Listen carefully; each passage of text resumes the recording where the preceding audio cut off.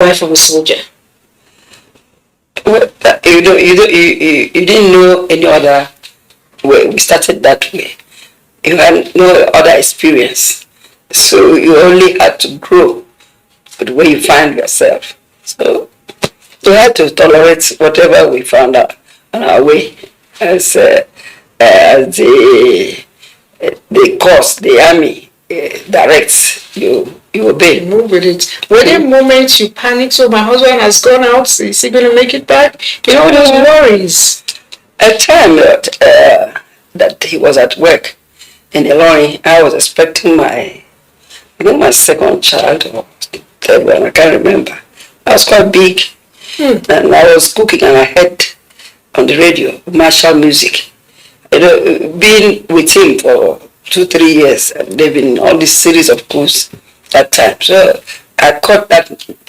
Said no, I had to pick the car key. I drove to the office. He was panicking when he saw the car. He said, who will have brought this? I drove there. Please, I said, please, Maria, come, let's go. Let's go. He couldn't understand it. His commandant was there. Other officers, they even came out, wondering what Madam would be looking for. I said, no. I was scared that martial music means there's a coup. There's trouble. So before anything can get to my husband or hurt him, let's take him away. He just got the driver, got oddly to the car, so they should drive me back. And he stayed. Instead, he never came back. Wow. Until night. Wow, they really happy. That was a very serious time for me. I was shaking, you know, newly married couple and everything that is happening. You want safety for your husband. And we are coming from the war zone. Okay, and then for 50 years you have stayed in that marriage. He's alive and you're still alive. Yes. And you're all having a good time with the children. Right. Okay, so and then he moved from being that to becoming a politician. Went for, the House of Rep, and again, the wife of a politician is also of age. So I was going to join him in Edo for campaign and take some more money back so that they will use it around. But when I heard the news, I said he will be waiting for me. There was no phone, no yes. So if I don't go, he will be panicking. He will be so worried. So I went with my women. We drove. We had all kinds of encounters in Benin. By the time we got to Akoko Edo, it was something else. But we thank God we got home safely and we saw him. We said, "Come, no problem." And we had to wait for the next phase. And when they gave them chance to take off, he now moved in, and the people, his own people said, "No, come and go for." I think they said he should go for Senate. He didn't. At that time, it didn't work out.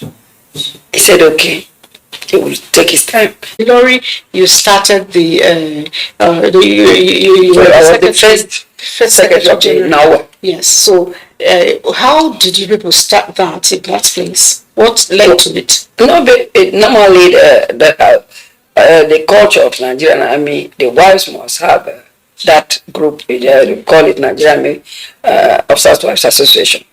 Now, so my husband had the boss, commandant at that time. I was a Colonel Diomu.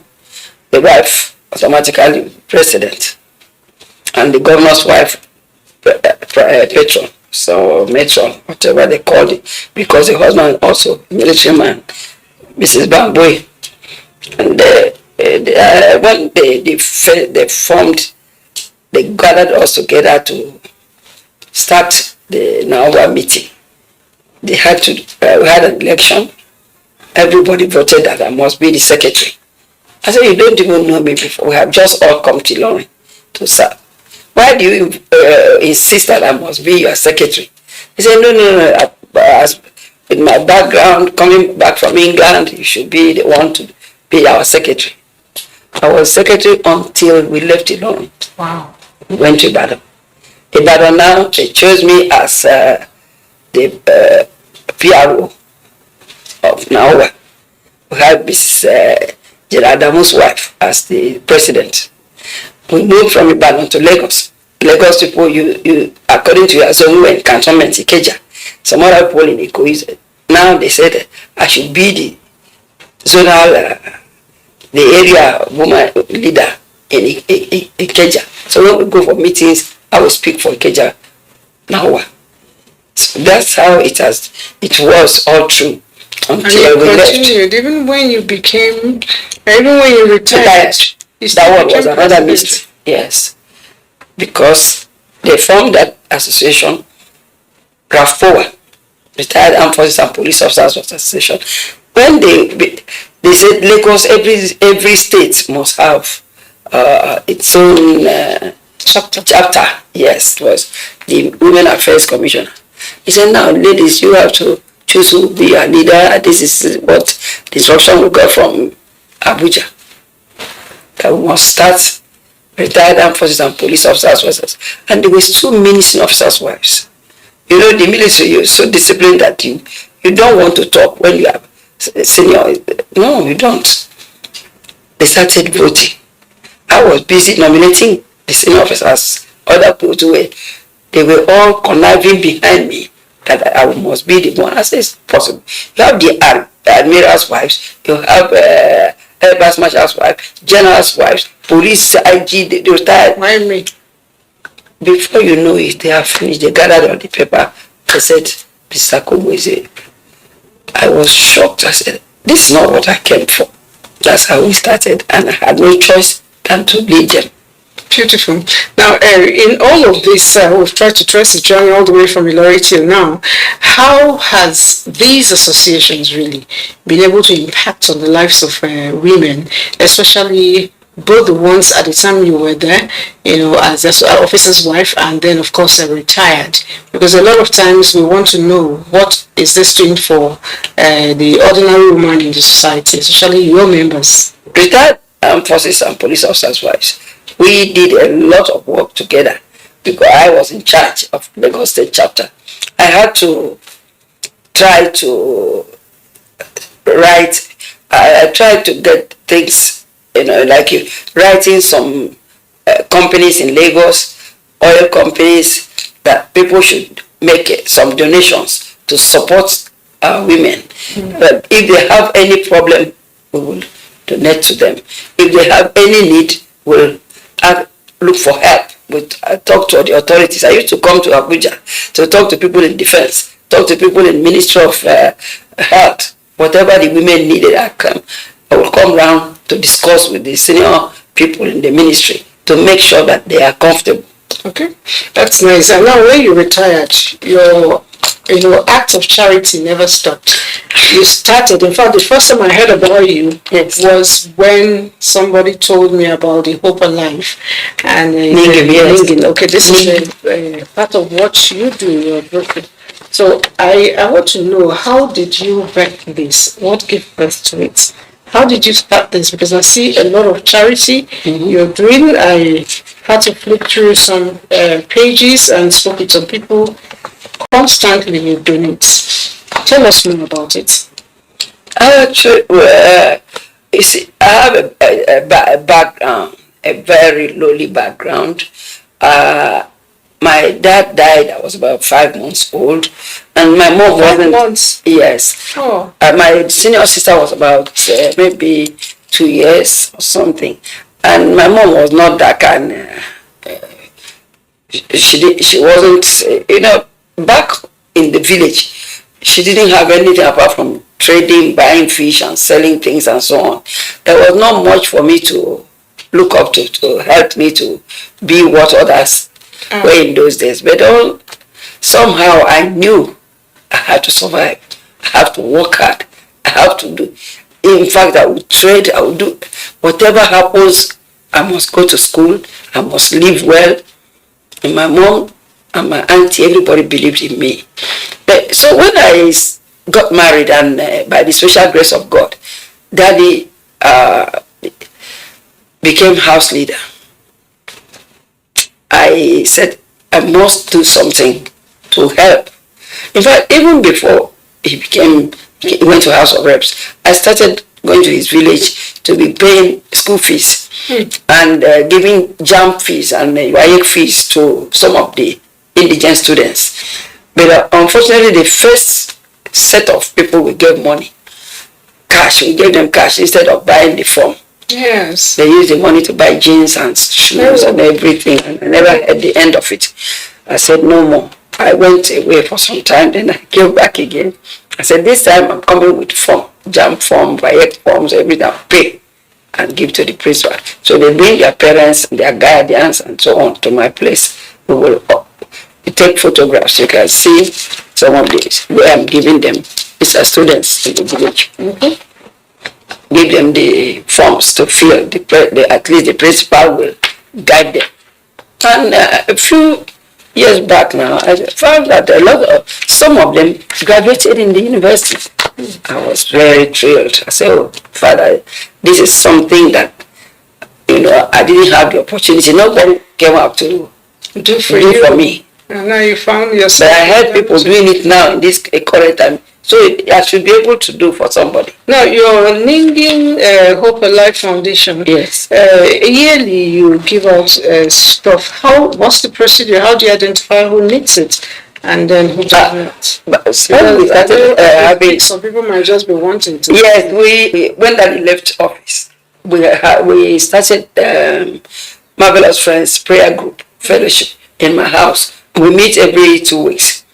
So after some time, we said, 2 years, let's celebrate our anniversary.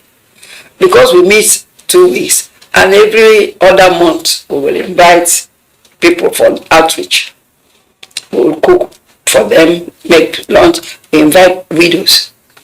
Some of them are in Buhari, there's so many there. They will come over. We carry things to orphanage.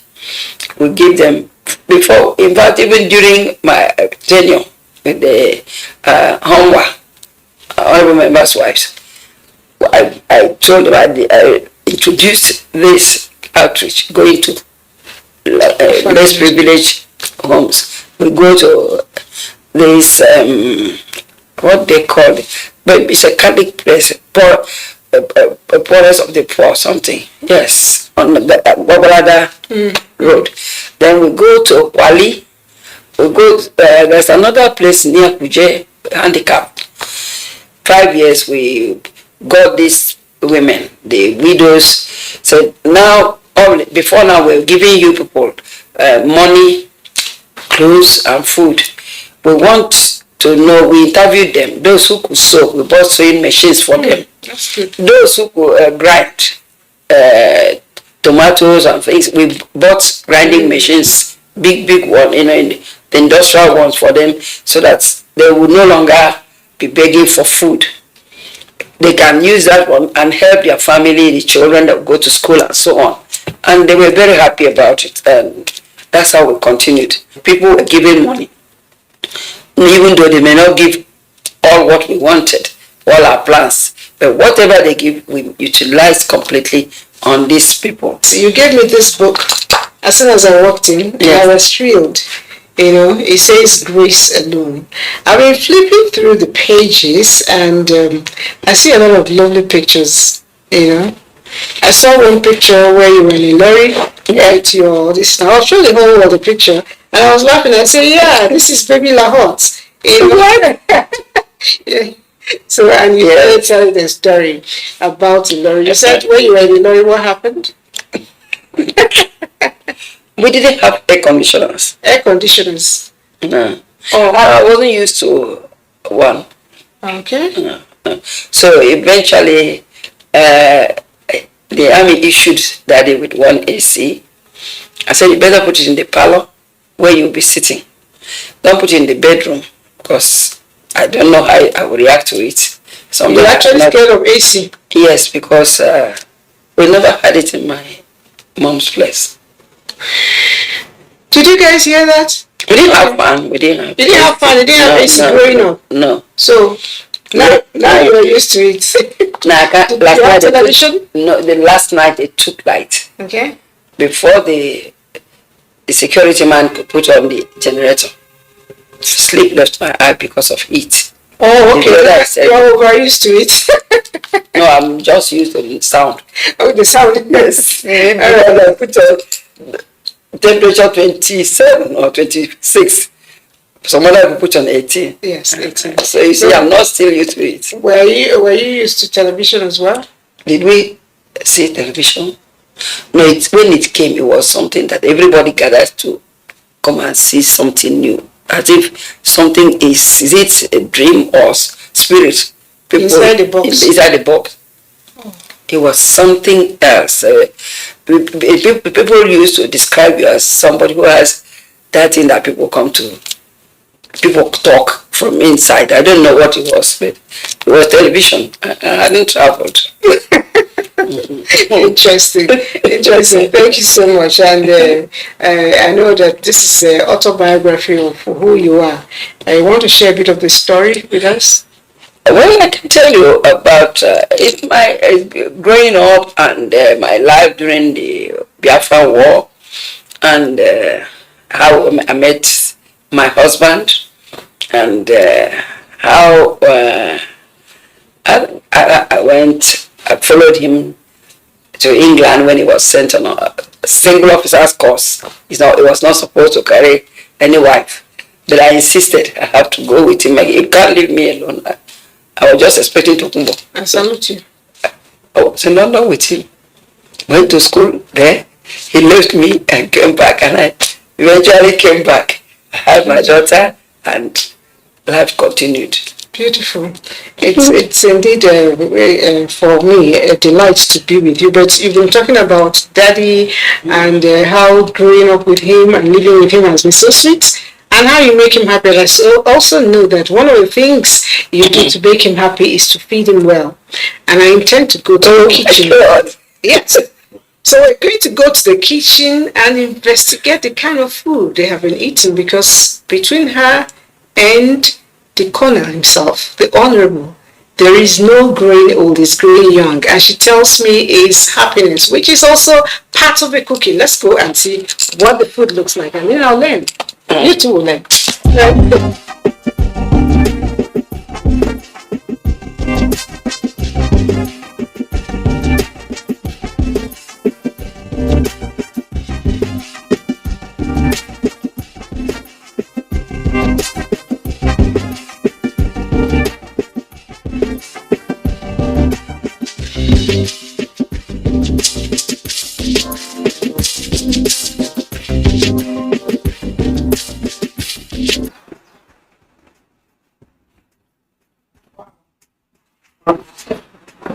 I know you're almost dishes. Yeah. So how did you cooking it? Just you your one daughter to people. Yes. You didn't buy it. No, my God, she was the market woman. She goes to the market every day. That's the same thing. I actually like the woman. Yes. That's really not right. Yes. Okay, I taste it. You know where I learned to cook at a point, I went to buy kitchen skill. For everything I put, I said it's wonderful. But I think the problem we learned this. We learned off scale. I started cutting on garden and it's 10.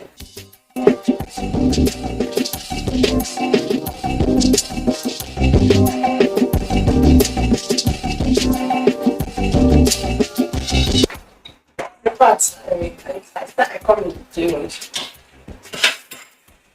I had to play it. Oh.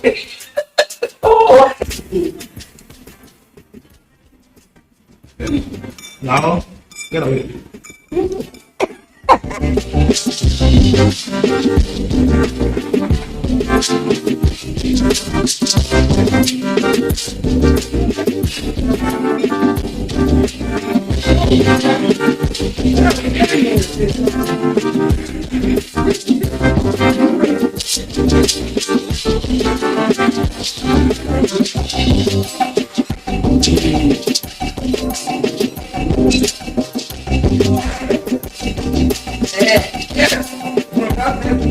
Yeah.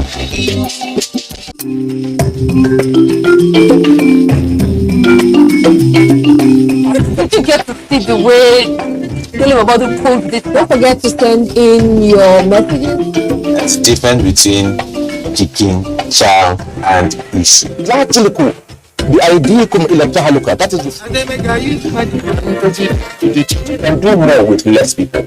If we have a better way of addressing this issue, taking care of Congratulations, you've been able to sign to move right now from RB Leipzig. take water before you walk out. People have used that for a little TikTok to do that. Like a protest that. A lot of people don't even have resources. I'm Cecil, and this is the Medley Show on NTA. Research has it that tribal marks were better to aid the identification of an individual's lineage. The parents of a newborn would add tribal marks to differentiate their offsprings from other ethnic groups. In the southeastern part of Nigeria, these marks are largely temporal while some are permanent. Uli are temporal lines that create various shapes in female bodies. They last for about 7 days before wearing off. They are drawn with light dyes, usually of yellow, black, white, and brown colors. Uli drawings is mainly used for celebrations. Its main purpose is to beautify a woman and make her look more attractive for tribal holidays. CBD marks are used on wall drawings, wooden stools, metal designs, paintings, and for some they can be used as body tattoos. There are over 500 known CBD symbols with various meanings. Awanje marks are spiritual protection given to children who are under any form of life-threatening sickness. Some Igbos believe that the only way to protect children from being taken away by evils are to leave marks on their bodies. Ndri is in sun-like curved lines that go from forehead to male chain and across the cheeks. It is usually used by people from Okanri territories. Ichi scarification is something an individual voluntarily experiences. Ichi are marks for affluence and social status. It is not for children. The process is usually painful because it is done with knives and the scars remain there for life. Such procedure lasts for an hour. The scarification is an evidence that the wearer has passed the initiation into the aristocratic Nzenozo society. In the present-day southeastern Nigeria, tribal marks is almost non-existent. From temporal to the permanent marks, their traditional meanings are still relevant.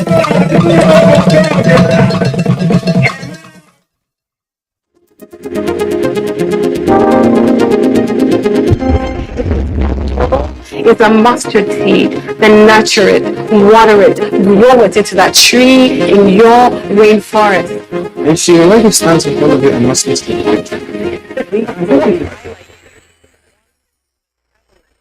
Social issue in our society. There are certain things you take that are good for you, at the same time there's a bad side. Yeah.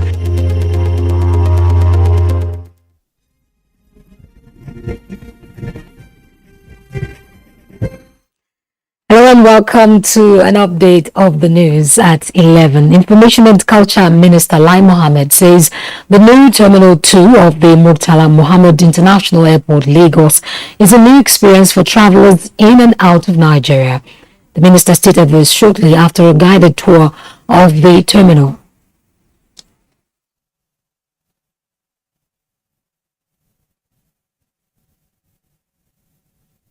This has been a very exciting experience for me.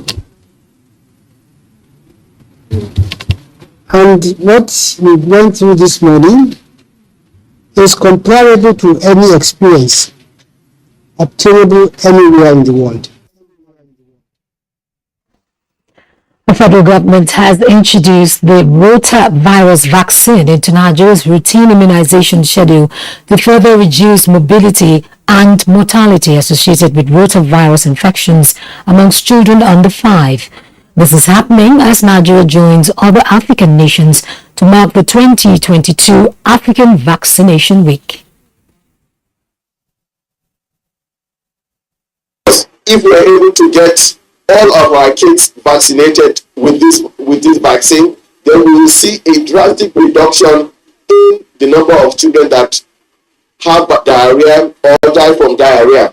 We therefore ask our parents and caregivers to leverage on this privilege Towards building capacity for effective leadership qualities to enhance good governance, public service officers across the country are brainstorming in a 5-day conference in Calabar. The Leadership Capacity Building Conference is at the instance of Servicom in collaboration with the House Committee on Governmental Affairs. Well, that's an update of the news for now. Thanks for staying with us. There will be another update at 1.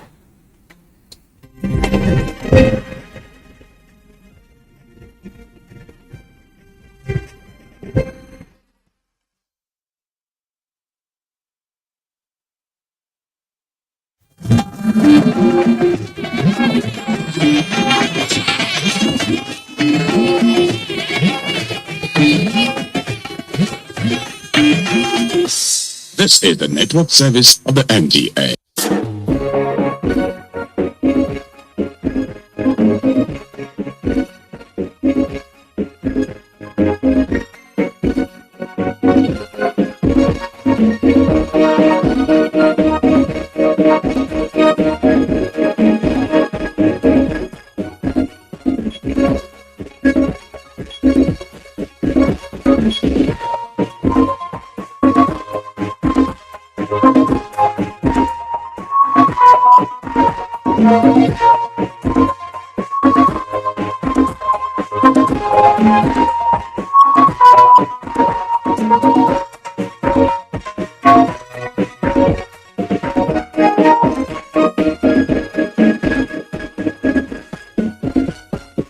Hello everyone, welcome to Insight. I'm Nnamdi Odipo. And I'm Elizabeth Omori. Thank you so much for joining us. Very well. I have taken some time out to think about our development challenges as a nation and as a community, and how it affects us as Nigerians.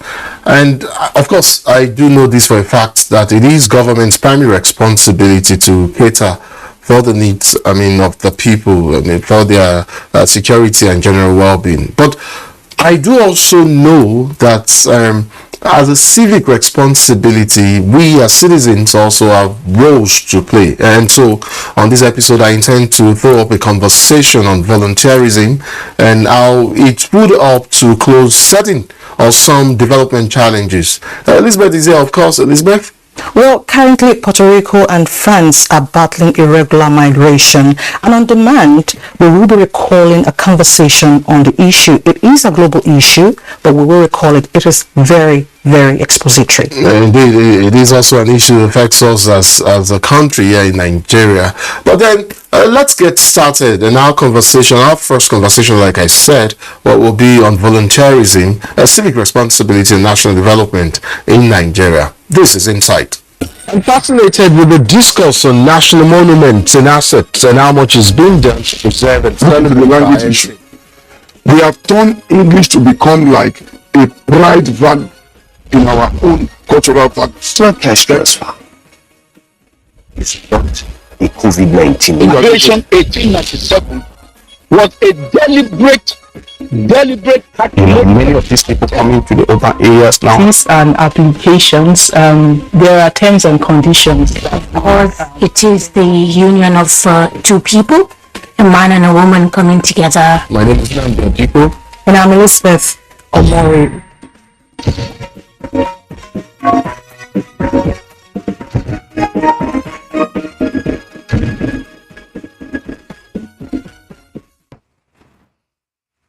Our conversation would revolve around volunteerism, civic responsibility and national development for start.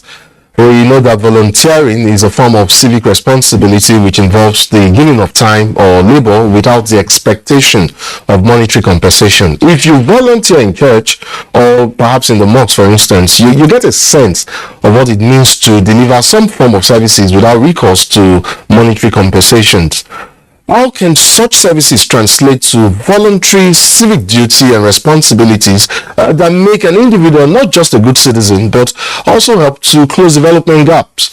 My guest probably understands that more than some of us, a good number of us, I should say, haven't been involved in volunteering professionally for some considerable years. He is Jide Bello, or should I say Lion Jide Bello. He is District Governor of District 404A2, Nigeria, of course, of the Lions Club. Is that how it's pronounced? District 404A2. Did I get that right? Yeah, you're right. Welcome to Insight. Thank you.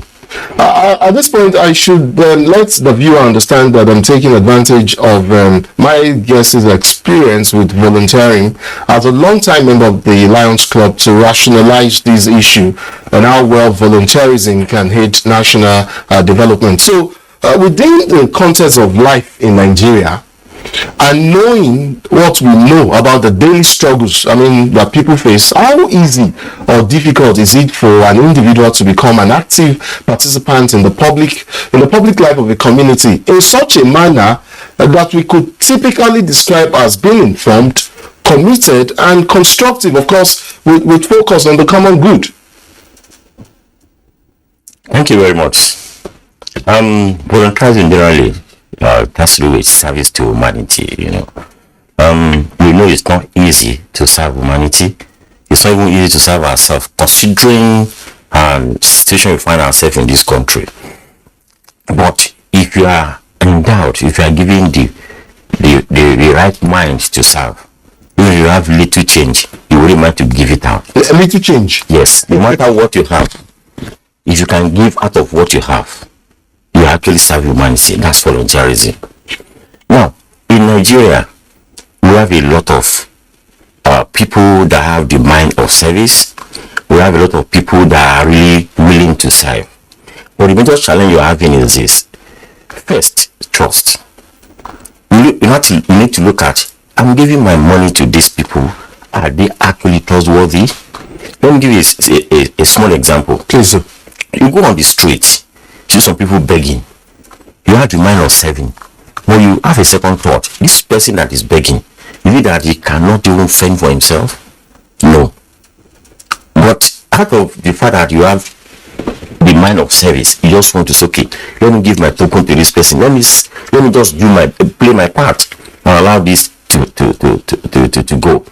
Now, that is why we said we have associations, a lot of them, that actually serve humanity. They are volunteering the little resources they have to ensure that they assist the government, assist individuals, assist organizations to see how we can improve, our situation in this country. Lions Club is one of them. We have a lot of them like that. Now, as a particular man, the man is 3 years old now, named Akintola Williams. He brought Lions to Nigeria. Why did he bring it to Nigeria? He believes he alone cannot do it. But by the time you bring this from individuals, put it together, you are going to achieve a lot. Of course, you referenced a couple of groups here, and you've said it's not just one, but several of them, and you've referenced Chief Akintola Williams. Knowing your background and the work you do with the Lions Club, makes you, of course, an expert of some sort, on this issue and so on. In terms of deployment of some of what we've seen on ground, would you say these groups, what they are doing is making some sort of impact, and volunteerism is actually working in Nigeria? Especially as a strategy for community development. It's actually working.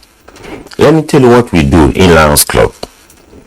Before you can actually say you want to assist a particular community, you go there and carry out what is called need assessment.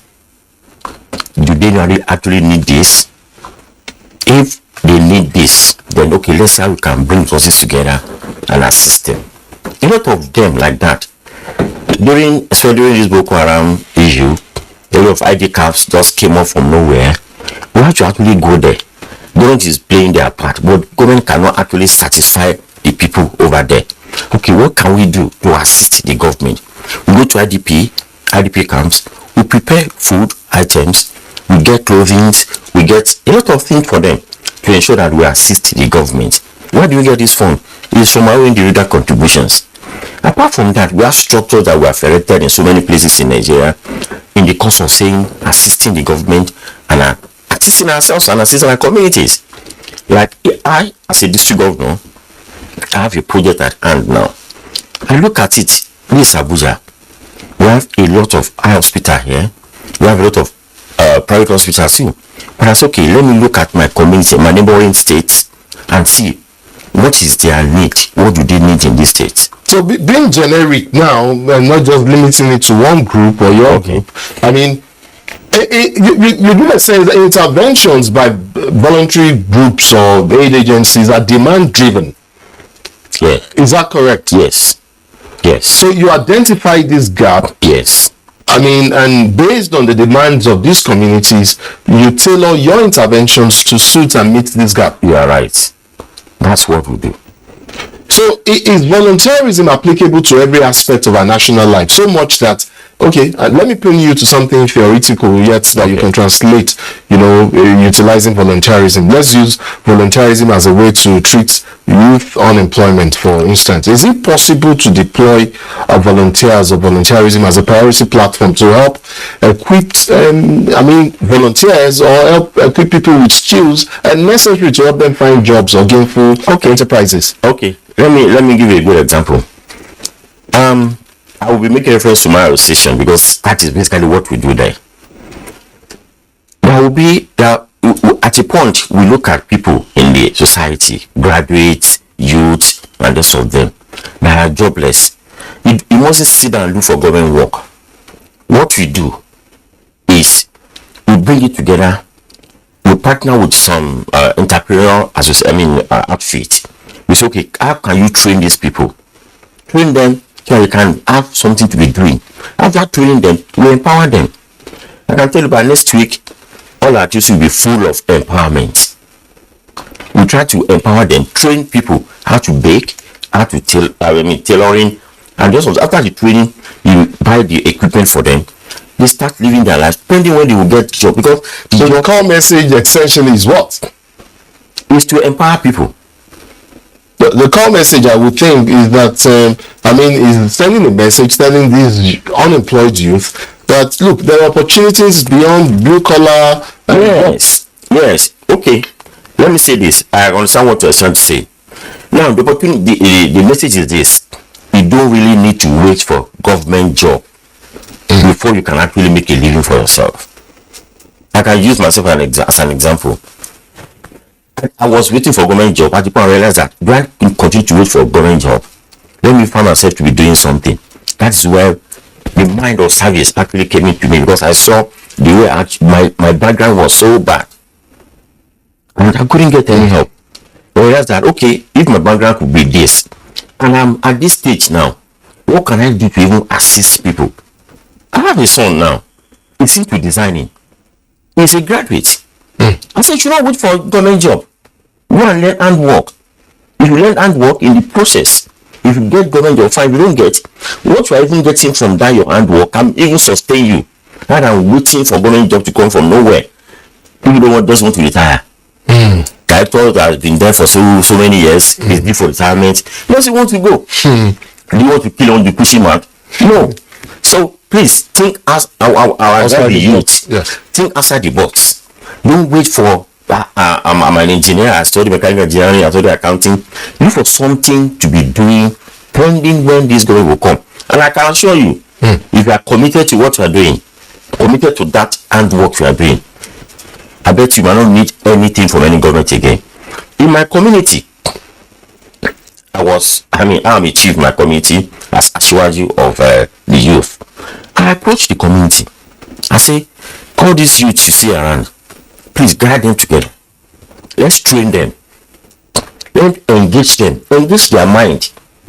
So that they run away from, committing, crimes and sort of them. Engage, let's have them. We train them. After training them, If it's bike you can ride, we give you a bike.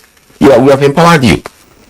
If it's organizing you can do, we'll train you how to organize. We buy equipment for you, you move on. You know, it's quite interesting that you're raising these points, and I know that as a country we face a myriad of development challenges. I mean, poverty, HIV, AIDS, fragile local economies. I mean, you referenced local communities and social systems generally. Let's not forget environmental degradation. There is also the issue of peace and security.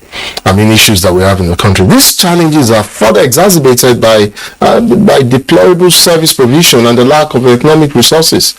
So I know that your club, and let me even now pin you down to Lions Club, and I know that both internationally and nationally, that's locally, you have interventions targeting some of these challenges.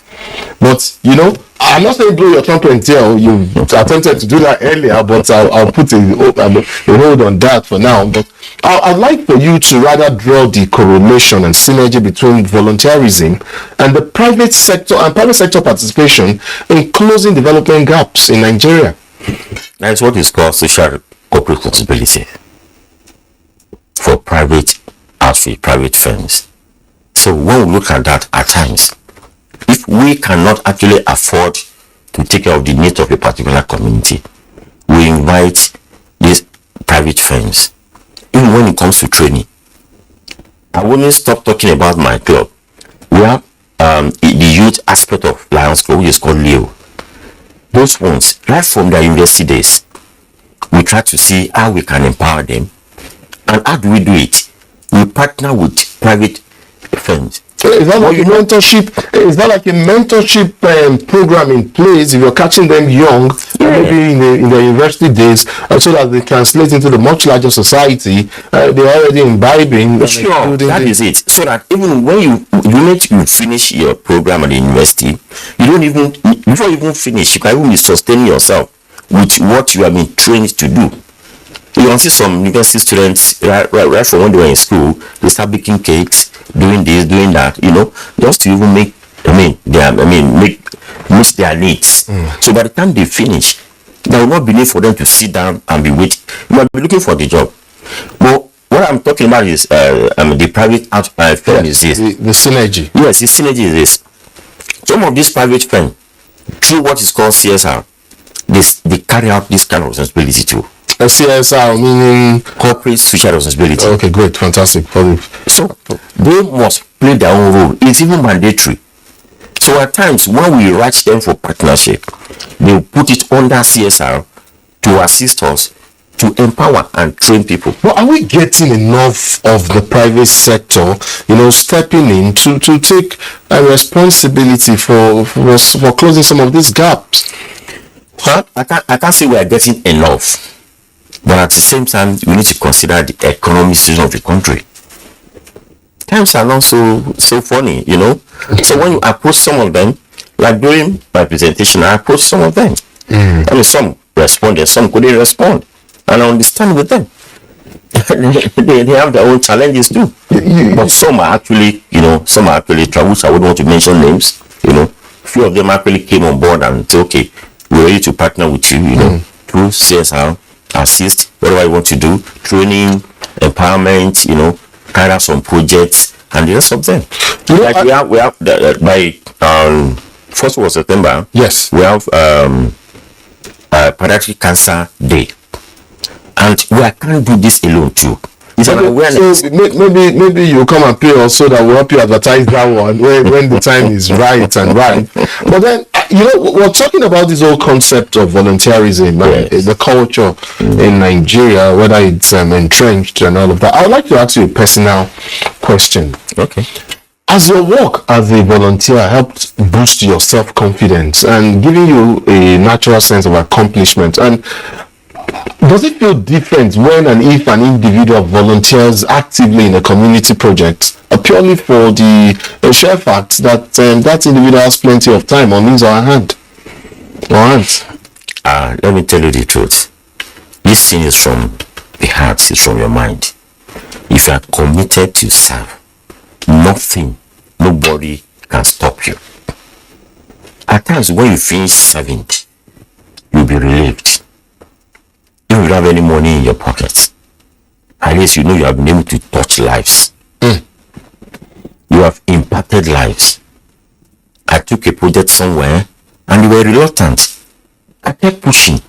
At the point I sat down and said, come, what do I intend to gain from giving these people this project? So what do you gain? Peace of mind. Satisfaction. If I'm able to serve, I'll be satisfied that at least this person is smiling because of me. Because if I don't do it, another person that is not up to me might come and do it and should be ashamed of me. So that's for you personally. Yes. For an organization, quick one. I know that civic responsibility is tied to philanthropic sector in many ways. Yes. Do citizens, we've talked about citizens, so maybe we should talk about corporate or non-profit organizations. Do they prosper from their giving of time and money, and do they prosper substantially? If you personally get peace of mind, corporate organization, what do they get when you approach them to partner with you? Yes. They are being compared to do it by this CSR. But at the same time, some individual, a corporate organization, you have a head, you have a management team. Depends on what you push to your team. Push it to them and they see reason in it. And they say, fine, we have enough fund. Let's go ahead and do it. But let me say the truth. Okay. Some organizations, when you approach them for partnership, they will tend to look at what do I gain from partnering with you. Because every business is there to make money. You understand? What do I gain from partnering with you? Except you are able to convince them what they can gain. They will not be reluctant in coming up to partner with you. But the government came up with this CSR, corporate responsibility. You must, to an extent, assist the government. That's good to know. Carrying out their own responsibility. Finally, and on a lighter note, I would like your take on an issue that I think I may have an idea of what the answer is likely, to be. Is there a gender gap in volunteerism in Nigeria? Which gender is more involved, and what age brackets do they fall into? Well, when it comes to service, there is no limit to your age. I know, but looking at the trend, looking at it, men, women, but it's seriously, well, to be sincere with you, that's my own personal belief, that's my perception. The women are more committed to service. I said it, I knew it. Than men. I'm just being my own assessment. Is it perhaps because of their nature? Well, women are more amenable. Yes, because they are mothers. They have children. They tender and care for their children, and they believe they should be able to do that. Men, we are always on the road. At times, doing admin, we want to carry out projects in our club. We see more of women. Men, they want to just drop the cash and move. But the women will be there to ensure that this cash actually gets to where it's supposed to get to. But speaking honestly, it doesn't really matter which gender, is more out there in the field. It doesn't matter. But what matters is to serve. Yes. That's the message, to serve. Volunteerism is a civic responsibility that we should all embrace. There are gaps here and there. Government can definitely not do everything. We need to step up and help close some of these gaps. Jide Bello, I should say, District Governor of District 40482, Nigeria. I'd like to thank you so much for coming on Insight. It's been a pleasure speaking with you. God bless you. Thank you very much. Have a beautiful day. Up next is Elizabeth Omori for the rest of the program. Globally, irregular migration has reached crisis proportions in fragile states. Limited economic opportunities have led to an increase in the number of irregular migrants seeking to make the dangerous journey. Young Nigerians make up the largest population of the growing flow of migrants from Africa to developed countries through the Mediterranean Sea, and oftentimes do not make it to their destinations. How do we stop this movement? Let's recall this interview with a migrant expert. Irregular migration poses multiple challenges to countries of origin, transit and destination, as well as to migrants themselves. Migrants in irregular situation are particularly particularly vulnerable to discrimination, exploitation, and abuse. Such migrants are also in danger of being exploited by crime organizations involved in human trafficking and migrant smuggling crimes that constitute a serious violation of human rights.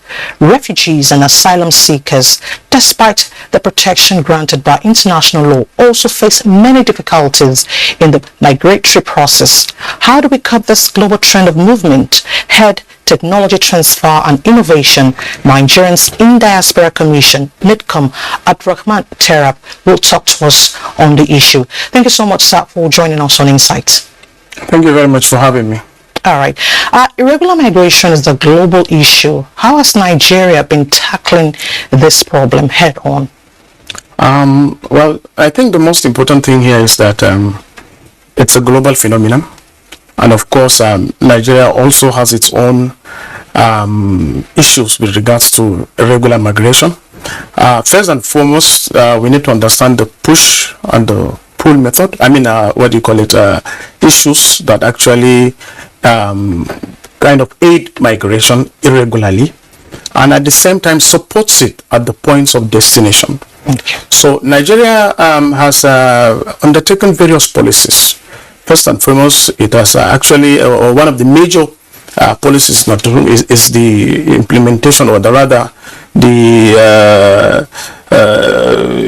establishment of NAPTIP is a key policy issue that Nigeria has undertaken.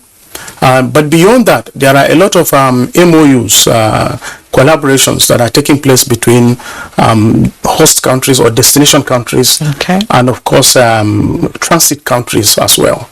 But of course, like we said, one of the major issues is even where you control the push issue or the push factor, you also have to look at the pull factor. These are two major issues because the encouragement to live where you are and the encouragement to get to your destination country are the two major factors that will definitely require to be managed more properly. Of course, some of the MOUs with some of our foreign partners ensure that some of these issues are mitigated, but of course it's going to take a while. But ours, I think, from the point of view of the Nigerians in Diaspora Commission, is to kind of intensify managed labor migration. That is, formalize it. Try as much as possible to establish legal corridors, formal corridors, in such a way that it will be easier for people who actually want to work in other climes to be able to do so officially, formally, and that way we believe the benefit is going to be on all sides. Specifically, the host country officially will gain the benefit, and then of course Nigeria also, as the country of the citizen, will also be gain the benefit as well as the citizen. So, and we have seen that taking place in many other countries around the world, and I believe that there is the need for Nigeria to intensify that effort in order to ensure that we have more legal and credible pathways that will ensure safe and legal migration from Nigeria to other parts of the world. Wouldn't that be encouraging brain drain? The issue is you have to come to terms with realities. Okay. Demographic statistics are showing us that Nigeria by 2050 will be around 400 million in population, and of course then you now need to put that side by side with the population of some of the developed countries. And it's not just the population, it's the working population of some of the developed countries. You have these 400 million people. Realistically, you should know that government alone cannot be able to provide for these 400 million people. You have to create more legal ways of employment. One of them, of course, industrialization, getting the agricultural policy much more intensified, But then again, also, you should be able to create a population that has the capacity to be able to work in every other climate in the world. That is the essence of globalization. We have to take the advantage of that. Other countries are already taking advantage of that. So there is no reason why Nigeria should be left behind. And as a matter of fact, we are celebrating our remittances from the diaspora. Why do we celebrate it? Because we know that it contributes to the economy of the country. And there is the need for us to now formalize that, make it legal, expand the net. We are very sure that once that is done, the 25 billion, 30 billion that we are celebrating today will actually get into 200 billion dollars in time to come. We are already getting brain circulation. Those who have left during the initial brain drain era are now coming back. A lot of hospitals, a lot of industries are now being developed by the diaspora who have left initially, but are now coming back to establish these ventures in the country and also providing services also. So we are getting a situation where they left only with the brain, but they are now coming with techniques, with experience far better than the brain that they left with. And I think we may have been skeptical at the very beginning, thinking that, oh, it's gone and it will never come back. Now that we are seeing the fruits of some of these issues that bedeviled us in the past, there is no reason for us to attach complete negativity to it. There are a lot of positive issues about that. But the most important thing, that is the reason why we are advocating that the country and the government should lead. You shouldn't allow people on their own to feel they just have to go. If you create legal and systematic pathways for them to live, then of course, you see, most importantly, you can embed patriotism into the process. So those who are migrating will still have the country at heart, will still have that sense of belonging. Second of all, and most importantly, you can also ensure that the right things are done, because in all cases, both governments are involved. And so in such cases, you will be able to manage the outcome, or rather the negative tendencies that may occur in such situations. But most importantly, you can manage the recyclage, or rather the return of these same talents with the necessary attachments that it has to bring back to the country. So that is the essence of the country being in the lead. It needs to lead, it needs to show leadership, and it must take control. Because if you allow it without control, that's the reason why we are now finding ourselves in issues of illegal migration left, right, and center. Okay, looks like it's an age-long, of course, it's an age-long problem. What exactly are we not doing? I think, of course, people would move. The most important thing here is that let's also understand a particular context, that migration is a human right. Okay. So long as it is done legally. So creating legal pathways is very, very essential. It's all about planning. Probably we've not planned well enough. And even where we have developed some policies, maybe we've not actually ensured their implementations to the letter. We have the National Migration Policy 2015 document. I think a lot still needs to be done, even in the implementation. And then also in onboarding more stakeholders. It was done in 2015. At that time, the Nigerians in Diaspora Commission was not established, of course, but the parent ministry has been there. So, but now there is the need to further expand these stakeholder forums in order to ensure that all those who play roles across the path from Nigeria down to the destination countries and back are involved. But beyond that, MDAs also need to take responsibility and ensure the implementation of the national migration policy. But there is, personally, from my own understanding, there is an attitude perspective to it. The concept of diaspora got to this level after a very long while compared to many other countries. We need, as a country, to reorient ourselves and change that perspective, the negative perspective we have towards those living or those in the diaspora. Prior to this diaspora stage now that the country is coming to terms with, which is a reality, there is that negative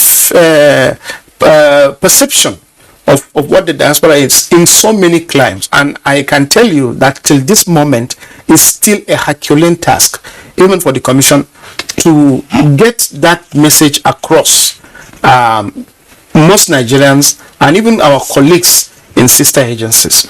So the most important thing is for the country to understand that migration, so long as it's legal, there is nothing wrong with it. That perception needs to change. And that's what I think we've not been doing right in the past.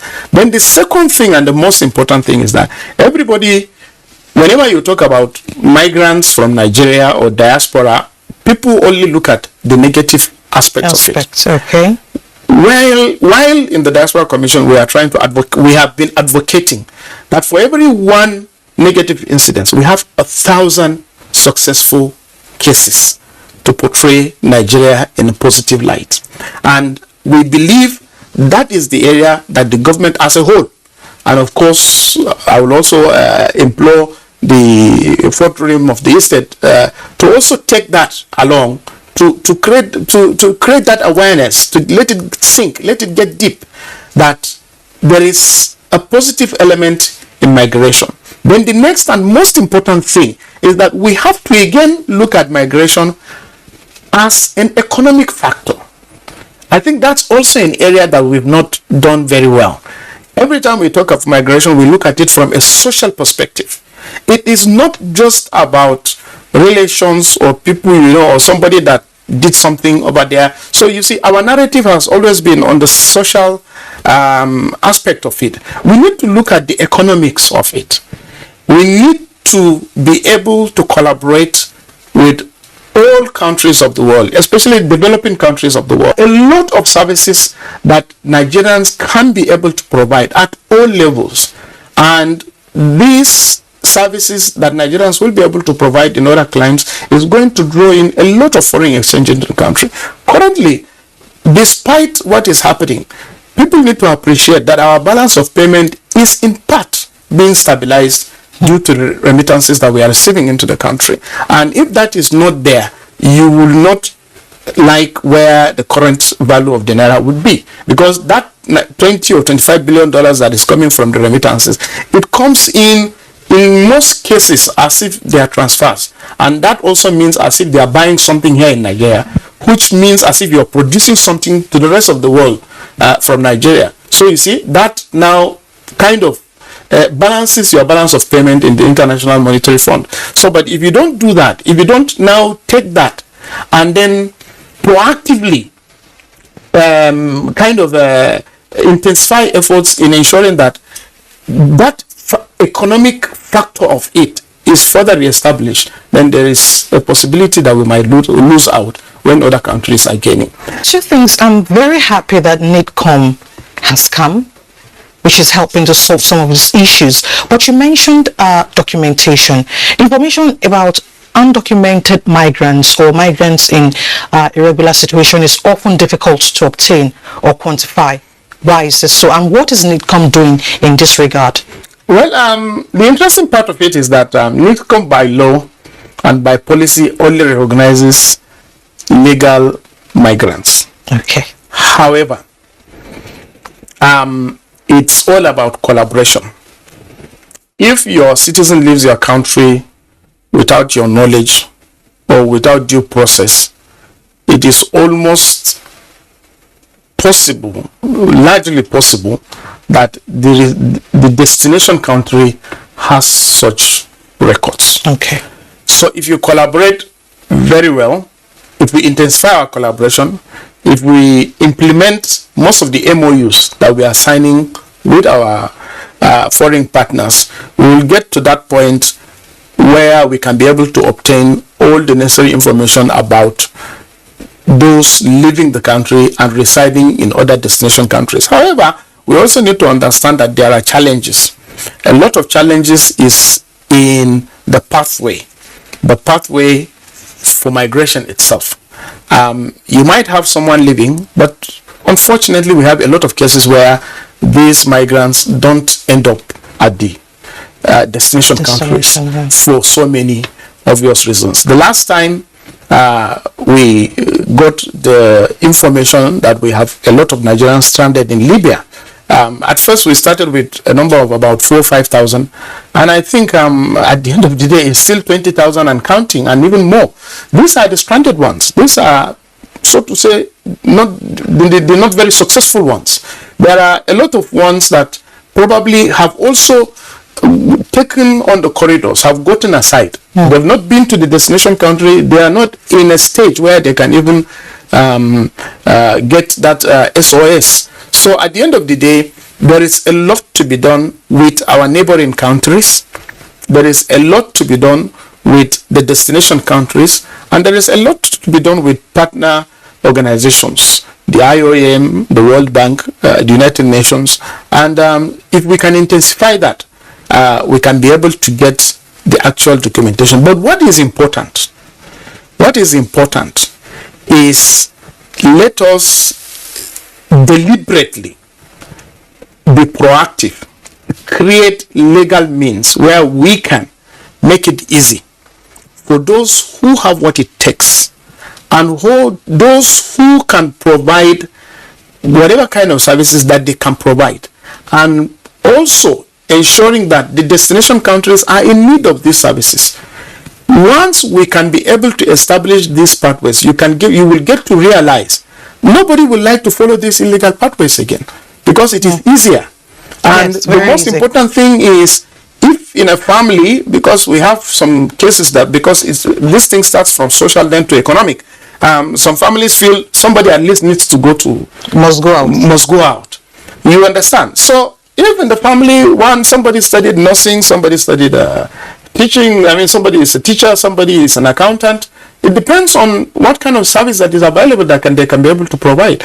Once that is there, so you get to see that once the process is eased, is relaxed, and you are easily allowed to follow due processes, then the government can actually have the kind of eye it wants to have the documentation it needs to document. And then most importantly, again, while having established that, is also to create very robust reintegration mechanism, such that people, while over there, they have whatever it is that is here that is supposed to take care of them, maybe as a pension fund, as an investment, in ways that they can easily be reintegrated into the society, so that at the end of the day, one, you have created an attachment for them to still have home at heart. And then most importantly again, because they know that somehow that is going to be their final destination, they will now put all efforts in place to also ensure that the country becomes better. So rather than having your citizens being critics of the country from outside all the time, they will now become collaborators. Because what we believe in, and sincerely speaking, is that the Nigeria of the future needs the diaspora, needs those people with that external perspective, so that we can combine what we have internally and what they have externally to create a hybrid nation, so to say, that has all that is Nigerian and all that is external. So that is what India is doing. China has benefited a lot from that. One of the greatest beneficiaries of diaspora, as we all know, is Israel. And then, of course, even Ireland and many other countries. So I think it is a positive phenomenon, but the country needs to take the lead. There's the issue of international migration flows, which have become increasingly mixed, whereby refugees and asylum seekers in need of international protection move alongside migrants in search of better livelihood. The mixed migration flows, I believe, is a serious issue for concerned bodies. What would be the way out of this? The issue of asylum seeking is also about the right to life and the right to a fair life, so to say. And so in that case, even those you can hardly differentiate in the case of Nigeria in most cases, because as people are moving away thinking of a better life, the average definition is in search of a better life. So the most important thing as a country that needs to one needs to do is to ensure that the legal pathways are open first for those who are going, either whose purpose is either for labor migration or for some other purposes. Some people are even just going to school, and you wonder why they should follow illegal paths. It's because the legal paths, the what do you call it? The legal pathways, of course, I probably the migration people and the rest will be able to let us know, but probably a bit stringent, and the country itself needs to also take certain leads. But the most important thing here is that so long as you can establish adequate legal pathways, you can easily be able to identify those who are going out for either asylum or any problem that they have with the government. Definitely they will not follow the legal pathway. So you see, it makes it a lot easier for you to narrow your net. But if you don't do that, you always have to find yourself in the mix for certain reasons. Oh, I have friends over there, I have friends in another place. So I'm comfortable over there. That is I it. like the scenery This over is there. it. So allow the system to be relaxed. Allow it also, not just being relaxing it for the benefit of the migrant. No. What we are now saying here is that the country itself is going to benefit. But the country needs to be proactive. That is first and foremost. Then the pull factor is the extent to which we are able to implement our bilateral agreements with our partners and our foreign countries, and especially destination countries, to a larger extent. I can give you an example. I think there is a particular policy from, I think, either the EU or one of the European countries, where when they understand your need to leave the country, either for labor migration and probably something that has to do with that, they will get the job for you down to your client, specifically here in Nigeria. You do the job here, you are paid in dollars. You understand what I'm saying? Or in their foreign currency. And for those who understand it, it's even far more better, because the cost of living is much cheaper here. The value of the currency you are going to receive here is much higher. You understand? And then, of course, that kind of calms the nerves for those who insisting on going there. Because, and then at the same time, there are a lot of efforts with regards to appealing to the conscience of not just the parents, but even those who are living. But look, it's not all rosy there. If you don't get it organized from here, if you are not invited, if you are not being employed even before leaving, and of course that's the reason for your migration, don't even start it. Because if you go there, and even if you're documented but you are not invited, you will still not get the greener pasture you're looking for. So the fact of the matter is that it's a collective thing. Parents need to understand the dangers that their children will go through. But not just that. Can we take real statistics and show how many illegal irregular migrants made it, and how many of them fell along the line? Not just getting to the destination, but after getting to the destination, how have they fared? We have a lot that don't want to come home after 20, 30 years. Yes. Because it's still difficult to make ends meet over there. So we are urging parents to ensure that their wards take regular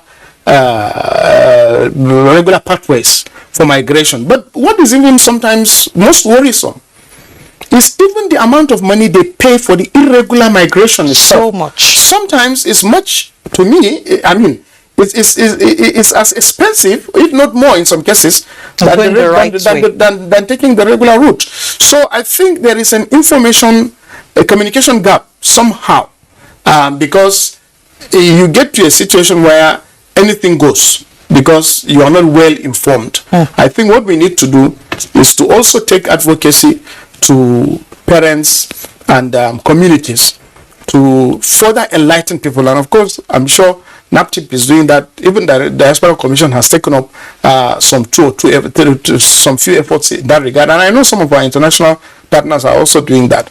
But it is really, really important that we take that up. But the first way to do it, if today government says, okay, we are opening up a portal, we have 20 jobs in Netherlands for nursing, 50 jobs in UK for engineering, 100 jobs in, say, California, even for carpentry, for other skilled jobs. You will now find that, okay, let's try this, because you are easing the tension that is in the system that, okay, unless I follow an irregular path, I will not make it. The moment people see that there are initiatives like this, which of course is going to be purely in collaboration with the destination countries, now that is going to ease the system a lot, and is going to give the country the opportunity to understand how many migrants we have, why are they living. We don't even have the statistics the way we want to. In the Diaspora Commission, we just published about a year ago the plus 600 diasporans. The plus 600 diaspora is a compendium of some of the best Nigerians doing very good in their various fields of service in their host countries. We started with 600. We realized that 600 is not going to be enough. Then a plus was added to the document. But the interesting part of it is that even with that document, it's just a tip of the iceberg. There are a lot that have not been captured. And sincerely speaking, out of the estimated 17 million Nigerians that we are talking about, over 60 million of them are doing excellently well in their areas of endeavor. But you also find that demographics will show that most of them took regular pathways. So the few ones that we are having problems with, you also find that there are irregular pathways, because that's the reason why somebody will feel, I don't give a damn, whatever happens. They don't look at the consequences. So because there is no data, some unfortunately actually use other countries' passports. Yes, we understand. And of course you have seen what we've just been able to do in UK and other places. It tells you that the global political environment and the global industry itself is recognizing the efforts of Nigerians. So it's left for us to package them and get them where they should be, with the aim of going there to provide their services properly, be the best citizens, and return back home for the development of the country. We need to encourage them. Abdurrahman Terab, Head Technology Transfer and Innovations, Nigerians in Diaspora Commission. Thank you so much for coming on Insights. Thank you for having me. Thank you very much. We do appreciate. Thank you.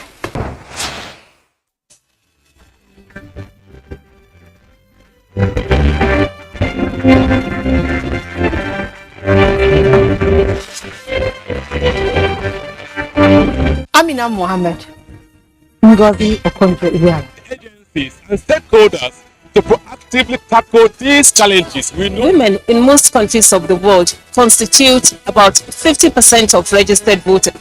Williams, reporting for Dateline 360. In Jones, Caleb Gochin, Deadline 360. Najaat Tijani. Deadline 360. Chidi Okrafo. For Deadline 360. In Lagos, Michael Olaleye. Reporting for Deadline 360. I am Omosola Omojola. Thanks for tuning in to Deadline 360.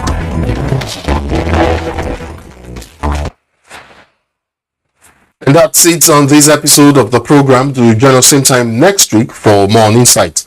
My name is Namdi Odipo. And I'm Elizabeth Omori. We'll see you next week. Bye for now.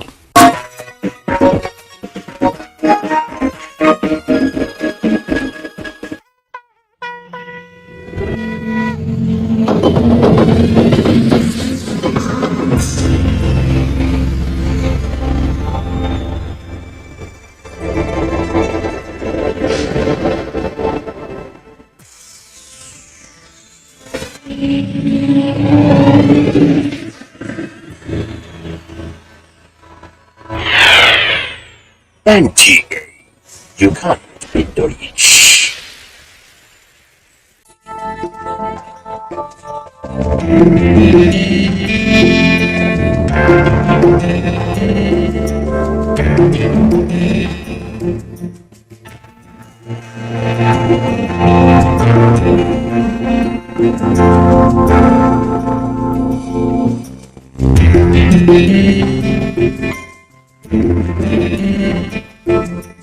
Nigerian handmade beaded necklaces have come in many different designs and styles. Some are plain strings of beads without any additional details, using brooches, pendant gemstones, or even crystals. These kinds of details make the African and Nigerian handmade beaded jewelry look more authentic and visually attractive. In the world of fashion, beads have evolved over the years, coming out in more fashionable ways.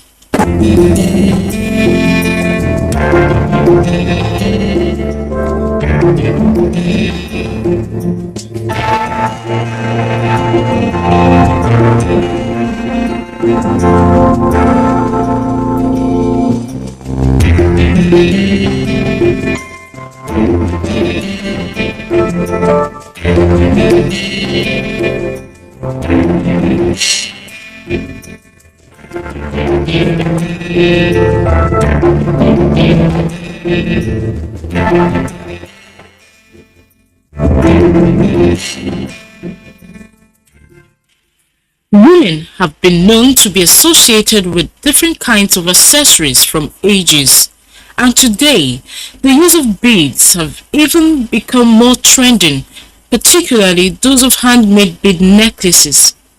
Now get thrilled with some of the latest trends associated with beads.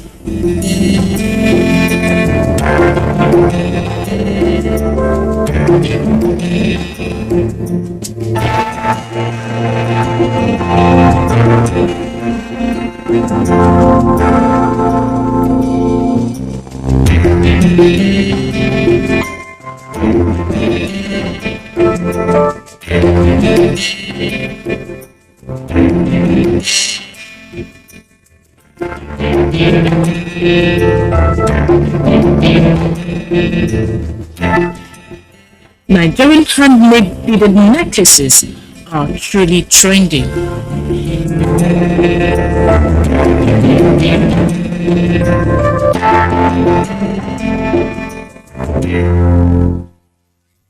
We all have stories to tell. The small boy kicked me to open fire, so I said, okay, you can press the right hand. So that's what how my right hand was cut up. He's working with closely with which year that it was that guy. No, he's not an ordinary eye. No, it's not an eye. Juju use marry his wife. It all depends on how I handle my story and how you're able to handle your own story. It is what you decide in your mind that determines you, not your situation. I don't hear word. But what I'm saying is, we are better together. This man lives in bias. Welcome to Against All Odds on the Nigerian Television Authority, a program that brings to your doorstep the lives of persons with disability.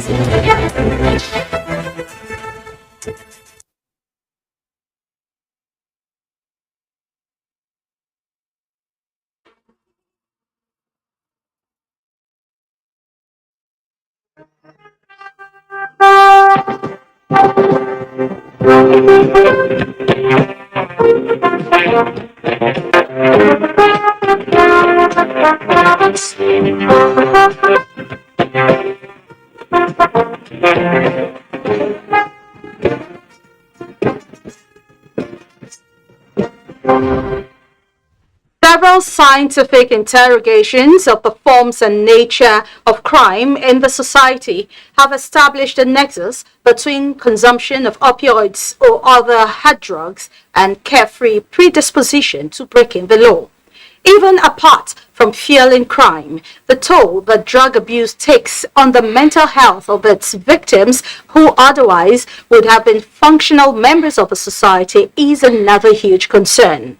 What is the way out?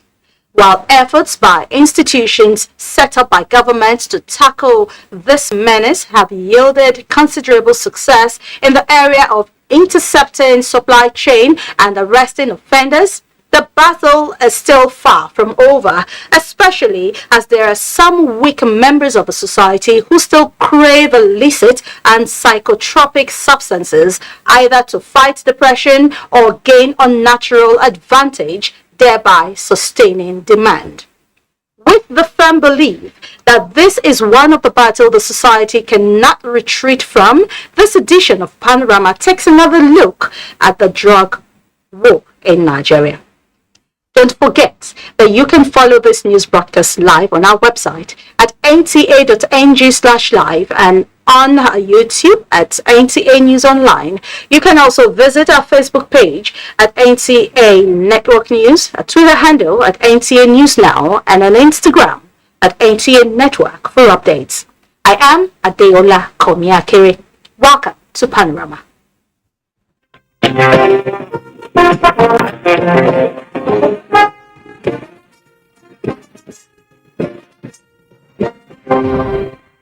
The federal government has inaugurated 14-member Ministerial Task Force Expatriates Quota Administration Committee. Foreigners for Mutual Benefit is the tag for the inauguration performed by the Minister of Interior, Rauf Irregular. The policy will attract investments to the economy and also bring about high-level manpower development to ensure technology transfer, which is in line with the federal government's agenda of providing 100 million jobs for Nigerians. Foreigners in your territory, when it is well followed, it fosters healthy economic, social, and cultural relationship among nations. In addition, it provides an effective means of documenting foreigners' presence, their activities, and ensuring their protection and well-being.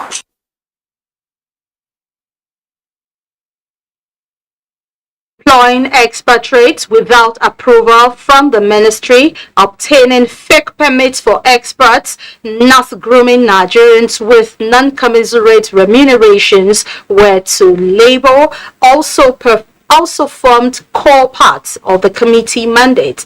The committee is expected to provide ways of boosting the country's economy through wealth creation, self-reliance, and provide job opportunities for Nigerians, especially the youthful population.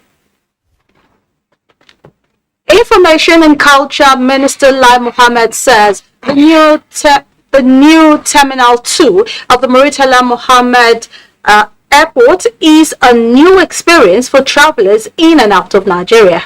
The minister stated this shortly after a guided tour of the terminal. Anthony Fosen reports.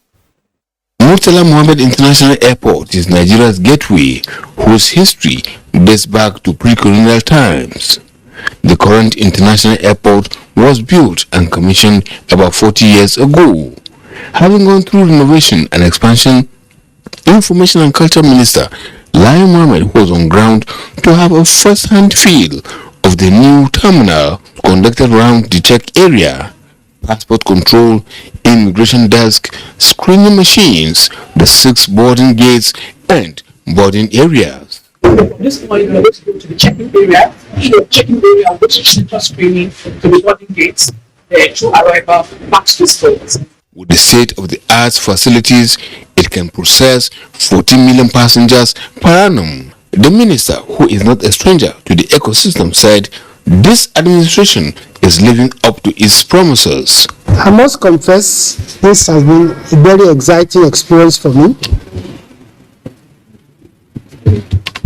And what we went through this morning is comparable to any experience obtainable anywhere in the world.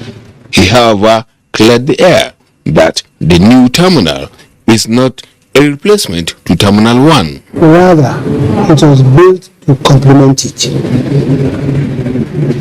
That is why we were told during our tour that we could check in at one terminal and board at the other terminal. So there's a handshake between the two terminals. It is the expectation that travelers in and out of Nigeria will have a smooth sail. In Lagos, Anthony Forson, NTA News. Now to fighting drugs and its intake. Despite the increasing risk, evidence abounds that many desperate Nigerians are still enmeshed in the legal drug business. However, it is also heartwarming that the relevant authorities are now more than ever taking their responsibilities serious while taking bold steps to contain the drug scourge. Hingino John Adams takes a look at measures adopted by the relevant authorities in reducing drug menace in the society. In recent time, there have been several seizures of illicit drugs by operatives of the National Drug Law Enforcement Agency, NDLEA, and the Nigeria Customs Service in different parts of the country. Not too long ago, the NDLEA intercepted at least 294,440 tablets of tramadol along with other illicit drugs in major operations in Delta, Bauchi, and the Murtala Mohammed International Airport, Lagos. The availability of these drugs and the frequency with which they get circulated is a major threat to the sanity of the society. Anybody who sees another person and shoots him must be feared by something. So those are some of the things within the society that are beginning to see as consequences. However, nothing can be too much to fight the illicit drug business. As it stands, issues relating to drug abuse have increased the public health and security challenges. Age bracket of 18 to 39, which are considered to be worst users. These are ages that should be working very frantically and very powerfully to develop the growth and development of a nation. And if those age brackets are venturing into drugs, that is to say, Nigeria is losing their workforce. A future where our younger population is hooked on drugs is too scary to imagine, and as such, the campaign against drug abuse is one that should attract the attention of not only the government but all stakeholders in the Nigerian project. In Lagos, Hingino John Adams, NTA News. Now joining me for more discussion on sustaining the drug war in Nigeria is the Commander of Narcotics, NDLEA, Lagos State Command, Barrister Kalis Alumona. Thank you for joining us in Panorama. Thank you very much for inviting me. Okay, now we have seen how deep-seated the drug problem in Nigeria is. Now, kindly paint us a picture of how serious this is. Thank you. Panorama is a national event as far as I'm concerned. So it's a good place to talk about what is already trying to pull Nigeria to its knees. It's a very serious situation. As we speak right now, we're making arrests everywhere. The new leadership of the agency, General Abuja, retired, whoever, has brought impetus to bear. And that is why we're seeing what we're seeing. It has been there. Mm-hmm. But now that we're looking critically at issues, we're seeing that it is even beyond what we imagined. From the seaports, importation of hard drugs is coming. Tramadol, cocaine, heroin, loud, that is cannabis sativa. From the seashores, everywhere. You know, Lagos is a land of excellence and of aquatic splendor. And in that wise, they are excellent in sneaking it in. Exactly, because it's porous. So where does NTLA come in when they say the birds learn to fly without perching and the hunter must aim without miss? That is exactly what we're doing. We are everywhere now. We have the marine unit, we have in the airport, we have in the land. Mine is in the land. The make sure that whatever comes in through the airport, whatever wants to sneak into Lagos and out of Lagos as a gateway state, we try to apprehend them. All right. Now, if we are to describe the campaign against drug as a war, we will not be wrong, right? We will not be wrong. Now, so at what point or theaters should the society, be fighting this menace? There is this slang: if you see something, say something. Mm-hmm. But insofar as we are so busy trying to cover up our brothers, our neighbors, our friends, it will continue going on. So the society is enjoined to look critically at each person. You want to take a title as a chief? Let us check your background. What have you been doing? How did the money come? But these days we don't care. All we care is let the money flow and speak for us. Okay.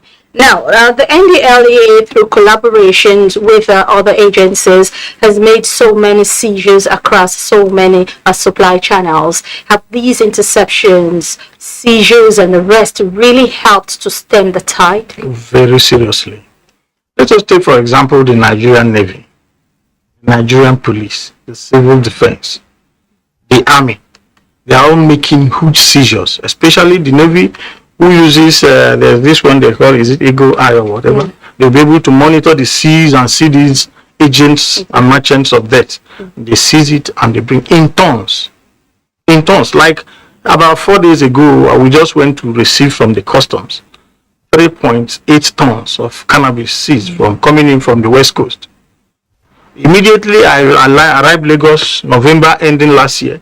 I was able to seize at Eco Atlantic 12 tons of cannabis coming from Eco Atlantic. It didn't reach 2 months again, I seized another 8 tons. And that is how they are coming in. Tramadol is just over everywhere there.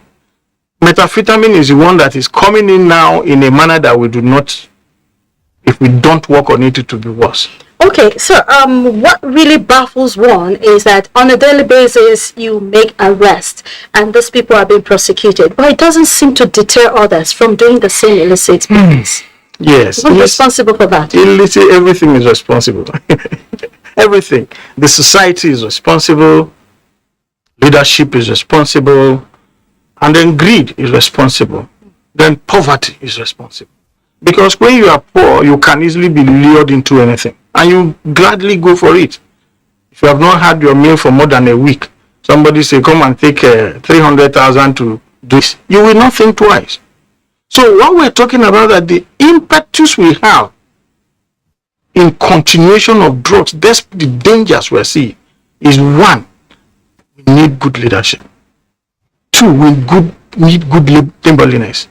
And then 3, the family life must also become a thing of issue, because the family has almost failed. Now, the general has brought to bear a situation where we do not just face only the supply reduction, we also deal with the demand reduction. And he has instituted what we call WADA, War Against Drug Abuse, which will enable us to go from the federal, the President, General Buhari, has magnanimously launched it. And that was last year. And we're cascading it down from states to the local governments, to the communities, to the religious leaders, to local leaders, and to the families. So that everybody will be aware of the dangers of what we're talking about. And then it will become like a slang for everybody. Drugs is just not good for you. Stop doing drugs, including trafficking and drug abuse. Okay, Barrister Callis, hold that thought. We will continue this discussion, but we need to take a break right now. Panorama, we'll be back right after. To stay.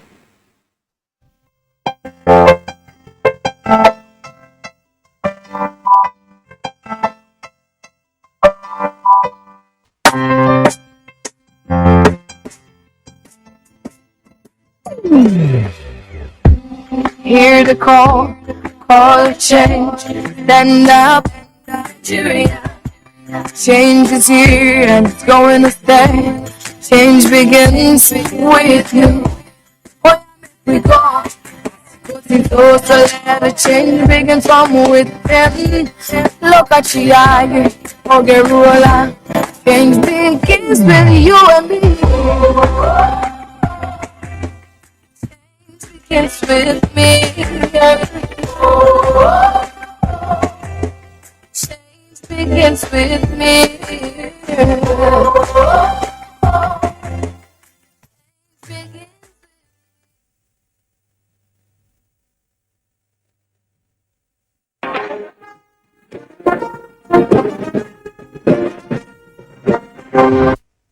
Thank you for staying with us in Panorama, coming to you live from the Lagos Network Center of the NTA.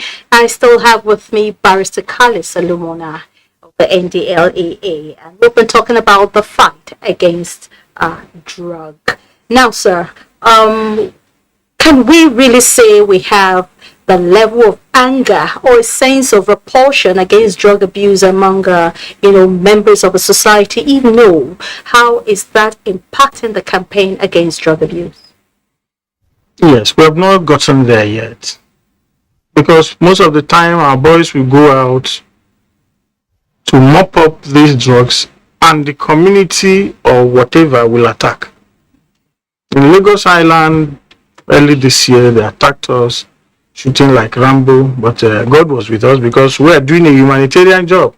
So we didn't lose a life. But then, that's what we're saying. Across the states in Nigeria, most communities are not aware that the people that perhaps are trying to be godfathers are definitely agents of death. So when you want to arrest them, they will try to resist on their behalf. It happened at Alabarago. It happened so many other places. At Akala, we always go there. 2 nights ago, we went there with over 100 because we know they will attack. That was how we're able to. But what we're doing now is going beyond the issue of let us just catch them. Okay. We want to let the public to know that if this drug issue does not affect you directly, it will affect your relation, it will affect your friend, it will affect your colleague in the office. Say, for example, you train your child very well. You make sure he observes all the rules in the house. Then he will go out. He will mix with other children that are not trained. There will be peer group pressure. They will merge. Now, who suffers for it? You who have done your job. Now, that child that was not trained well will go and abuse drugs. And it will block your car, bring your money or your life. Exactly. Do you understand? Kidnappings everywhere because they are no longer feeling conscious of the normal things. Value system is no longer zero in their life. All they know now is take the drug, get the money, and continue with life. All right. In all of this, what is the role of enlightenment campaign? Are you doing enough? Yeah, that's why other agencies doing enough. They are. That is why we are collaborating with several agencies, non-governmental organizations. The war against drug abuse is not just an NDLEA work. That's why we want to bring it to the state government. Like recently, the State Drug Control Committee, the chairman has requested the governors to make the first ladies the chair lady, so that they will be able to, as a mother, they will know what we're talking, appeal to the sensibilities of mothers, and then teach them. We go from school to school, from churches to mosques. We are collaborating with the road transport workers. We are collaborating with other well-meaning professional bodies to tell them drug abuse is not for NDLA to fight alone. We also go to other paramilitary and military to teach their own that drug abuse is bad.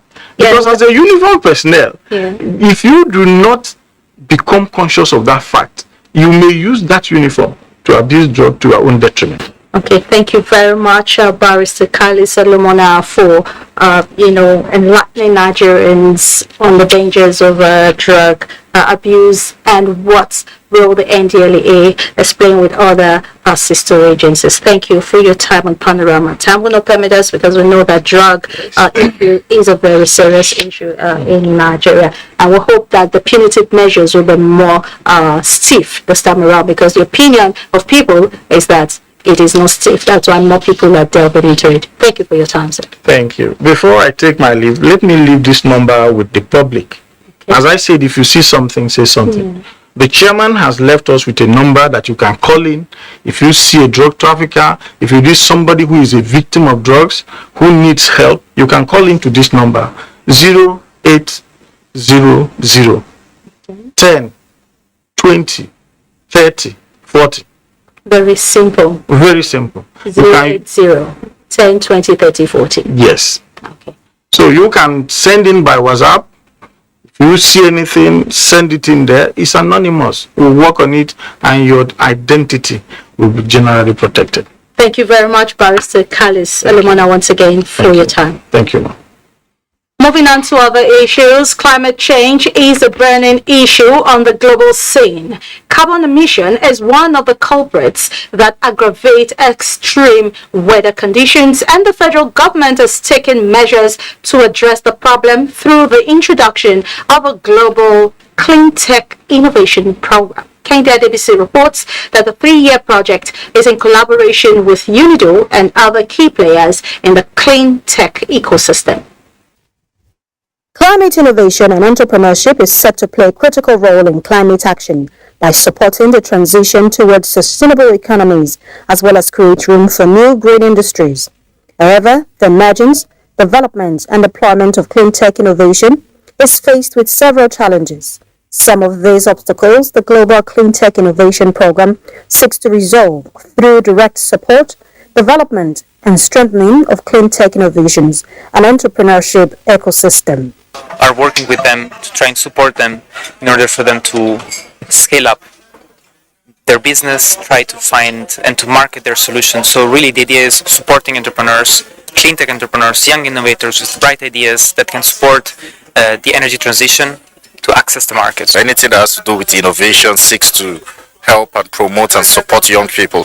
So it's always good to have programs like this, like the Global Clean Tech Innovation. Net zero carbon emission by 2060 is what the federal government aims to achieve, and Nigeria is one of the countries where Global Clean Tech Innovation Program implementation is underway. The country is creating an enabling environment for SMEs, young entrepreneurs, and innovators to thrive, as the Federal Ministry of Science, Technology and Innovation is throwing its full weight behind the project.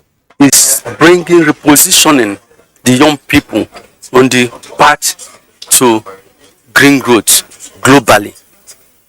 That's major advantage. If we're able to do that, not only are we going to see bigger companies that can help to contribute to creating jobs, but we're also going to see companies that can help to innovate and perhaps change the future of energy. The Global Clean Tech Innovation Program is expected to focus on energy efficiency, renewable energy, green buildings, transportations, amongst others. In Lagos, Kende Adebisi, NTA News. Let's now join our sports desk for details from the world of sports. The Nigerian Football Federation has confirmed the replay of the 2022 IT Cup quarter-final matches at various centers across the country. Niger Tornadoes meet Sloby Stars, Heartland welcomes Katsina United, Kogi United takes on Kano Pillars, while Wiki Tourist squares up against Nasarawa United. 2 volleyball, 10 youth volleyball clubs in Lagos State participated at this year's edition of the Samaritan Feet Summer Slam program, which ended at the Teslim Balogun Stadium, Lagos. The grassroots program featured beginners program and a training competition which lasted for a week. The program was in 2 categories, under 13 and under 15 for boys and girls. Using this one to groom the children from the beginning, from different homes that they have futures in volleyball. Now to grassroots golf. Ikoyi Golf Club have emerged the winner of the maiden edition of the Western Golf Challenge. They defeated 12 other teams from the Western region with 335 cumulative score points over 2 days to win the first prize, and pushed Ikeje Golf Club with 330 cumulative score points to the second position. Western competition is an added value to the development of the game. Apart from the national golf this year, we intend going to the schools to have the cadets. Kadir Aminu of Timilorin won the longest drive prize award, while Yusuf Adamu of Ekiti Golf Club smiled home with the prize for the nearest to the pinhole 15. With sports update, Gifts George, NTA News. That's it on Panorama, but before we go, do not forget that the fastest and easiest way to becoming a star is to connect with the NTA to stand against rape and rapists. I am Adeola Komiakere. Enjoy the rest of your day.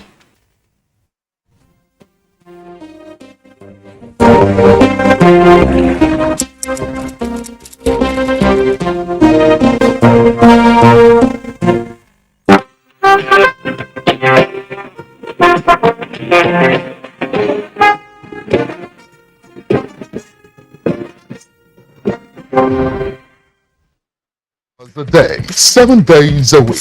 You can watch NTA